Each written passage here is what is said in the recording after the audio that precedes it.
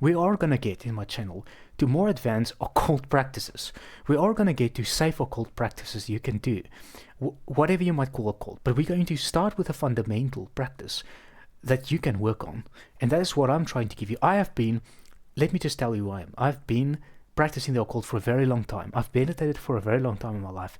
I have studied various religions, pretty much every religion under the sun that I could get my hands onto.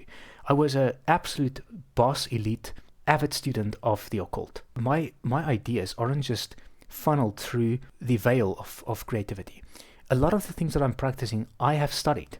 As a scientist, what seems to be more pliable to human growth, spiritual growth, a lot of this is dabbed into neuroscience.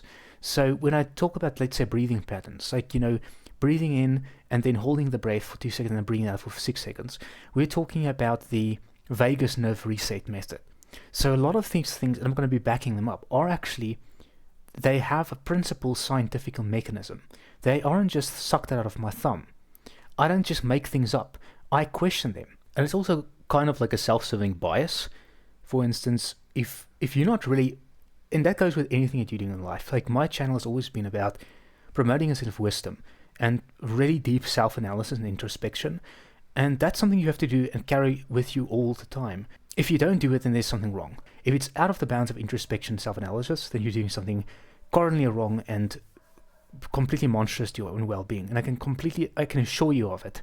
So if you're just new and you're just listening to my warning, I'm happy if I reached you. I'm really happy if I reached you, because I want to get these videos out to as many people as I can before they are filtered to the lower dimensional channels like Daat Darling, Ivy Corvus, who are promoting this sense of anti-salvational methods of dogma. As much as I can do, I will try and war as many people. I'm not saying everything I'm saying is objectively true, because of course it can be challenged, like everything else in life. Nor am I saying that my spiritual views are necessarily the only complacent views that exist. I'm always willing to be challenged. I'm always filtering through my own views, and I'm always questioning. I'm a very analytical person.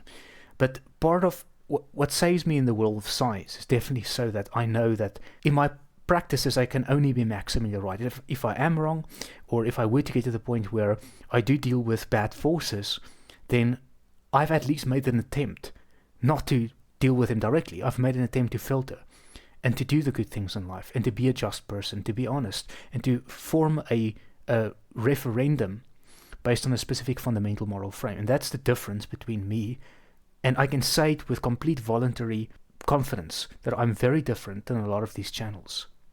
Because my way is one of ethics, of developing yourself spiritually. I don't believe in woo-woo. I don't believe in snake oil stuff. And that's something that I feel is being embedded by channels like Daat Darling, Ivy Corvus, a lot of these left-hand path, sophistical channels that are mandating this path of the left-hand path, Satanism, theistic Satanism. They always go down this alley of theistic Satanism. And it's because we're dealing with people who don't have a compass. They don't have a compass. They don't believe that there's anything evil or bad. But any of that is unquestionable, it's unobjectionable, is essentially impenetrable. And such a worldview to me it's not a salvageable worldview. And as a scientist, I also know how to filter that out. So I'm not saying I'm always right, but I use the scientific method to ensure that, and that's where the scientific method that has never failed me in life is always there to guide me. That's my guide in anything that I'm doing, is the scientific method. So the scientific method, yes, do transgress to moral values even. It's a very powerful method. And the scientific method to me also means that you do question specific sacrilegious prohibitions that you do get with a lot of these channels. Because what I'm very afraid right now that I keep seeing happening is when the satanic temple keeps coming up, people start with a dichotomy. They start thinking that there's atheistic Satanism, sure there's theistic Satanism, but we're not going to go there. We are calling ourselves atheistic Satanists. And then soon enough they started researching more, because that's how the trend of things happen. And then they found out that moral values can be questioned.